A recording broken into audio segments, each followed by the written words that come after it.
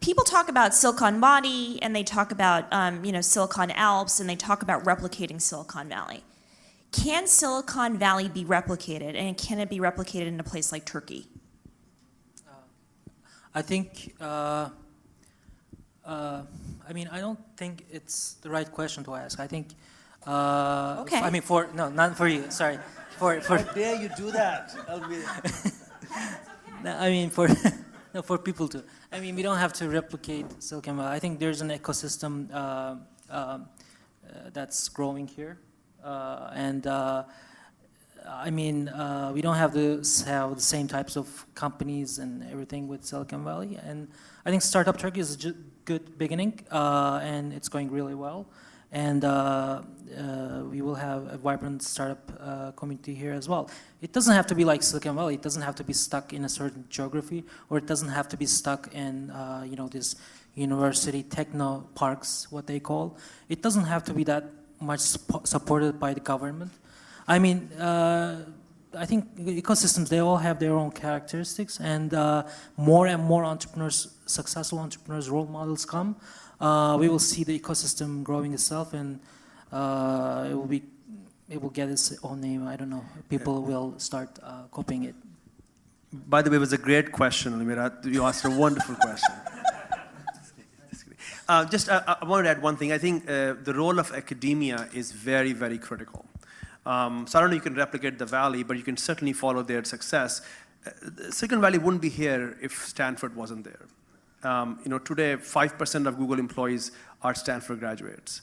It's incredible. You just look at the role of those professors as advisors, even investors, as mentors. It's just, you can't find a place like that. I, however, am very, very encouraged when I come to Istanbul and I go and speak at, ITU or Bahçeşehir. There is incredible work going on. There are now universities, OCN certainly as well, that have that, that are spawning that kind of content and advice from academia. So I think the starting point is you have to invest in those institutions, but let's be very careful. That takes about a century or maybe 50 years to build. And good news is Turkey does have a pretty good high education system, right? And we just need to make sure that it scales up. So there's one critical ingredient that is institution of higher learning that you have to invest. Without them, it's tough to have talent. Dever. I want to say that it's just as easy as like you can take a seed from somewhere in the world and then bring it over somewhere else. It's not going to bear the same fruit. Like, you can't have oranges in New York, even in Silicon Valley. Like, you just can't have stuff like that. And but we can have orange juice. Yes, best ones.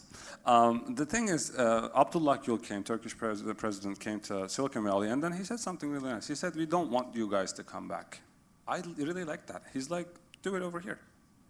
Because this is where this kind of flower grows. Like if you have this worldwide, business opportunity, stay here and become the next Google, become the next Facebook, and there's nothing wrong about that.